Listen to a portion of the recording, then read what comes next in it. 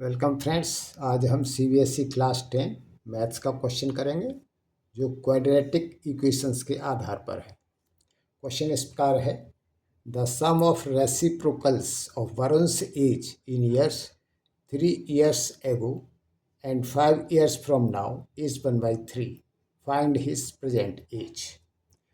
तो किसी भी क्वेश्चन को करने से मेरी आपको एडवाइस है कि पहले आप क्वेश्चन को स्वयं करें, यदि नहीं हो रहा है उसके बाद ही सॉल्यूशन को देखें। तो क्वेश्चन को करने से पहले हमें उसकी लैंग्वेज को समझना है। तो क्या दिया हुआ है, the sum of reciprocals. Reciprocals क्या होता है, जैसे 1/2 का रेसिप्रोकल 2 है, 5 का रेसिप्रोकल 1/5 है, 7 का रेसिप्रोकल 1/7 है। तो यहाँ दिया है the sum of reciprocals. Reciprocals किसका? ऑफ वरुण's एज 3 years एगो, यानी 3 साल पहले, एंड 5 years फ्रॉम नाउ, और 5 साल के बाद। कितना दिया हुआ है? Is 1/3। Find his present age. ये क्वेश्चन सीबीएसई 2023 में आया है। अब solution. Let Varun's present age is equal to x years। Question में दिया है Varun's age 3 years ago is equal to x - 3 years। Its reciprocal कितना होगा? 1/x - 3। Varun's age 5 years from now, वो कितना होगा? x + 5। Its reciprocal 1/x + 5। अब क्वेश्चन में दिया हुआ है sum of reciprocals of वरुण's age is 1/3। Therefore, 1/x - 3 + 1/x + 5 is equal to 1/3। अब हमने इसका एलसीएम ले लिया, तो एलसीएम आया x - 3 x + 5। x - 3 से डिवाइड किया तो गया x + 5 टाइम्स, तो ये x + 5। फिर x + 5 से डिवाइड किया तो गया x - 3 टाइम्स, तो x - 3 इज इक्वल टू 1/3। अब ऊपर x और x को ऐड कर दिया 2x, 5 में से 3 माइनस किया तो 2/x - 3 x + 5 is equal to 1/3। 2x + 2 upon, अब इसको मल्टीप्लाई कर दिया तो ये हो गया x² + 5x - 3x - 15 is equal to 1/3। अब हमने 5x में से 3x माइनस किया तो ये हो गया x² + 2x - 15 is equal to 1/3। अब इसको हमने क्रॉस मल्टीप्लाई कर दिया, तो 1 का इसमें मल्टीप्लाई किया तो ये हो गया x² + 2x - 15 is equal to, और 3 का इसमें मल्टीप्लाई किया तो ये हो गया 6x + 6। अब x² + 2x - 6x - 15 - 6 is equal to 0। हम 6x और 6 को लेफ्ट हैंड साइड में ले गए।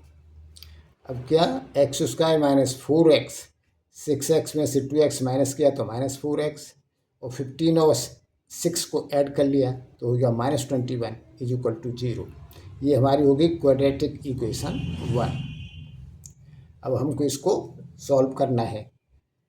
तो split middle term in such a way their product is -21x² and difference is -4x, that is x² multiplied by -21 equal to -7x multiplied by 3x। तो हमने -7x and 3x में split किया तो इनका difference -7x + 3x equal to -4x, जो हमारी middle term के बराबर है। अब रीराइट इक्वेशन 1 एज अंडर। हमारी इक्वेशन 1 जो है ये है, इसको हमने रीराइट किया, तो रीराइट करके x² - 7x + 3x - 21 is equal to 0।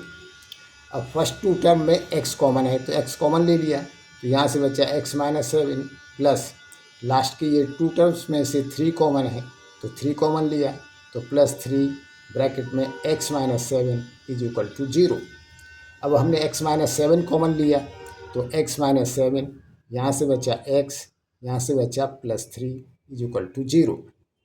अब हमारी इक्वेशन 1 के रूट्स कैसे निकालेंगे?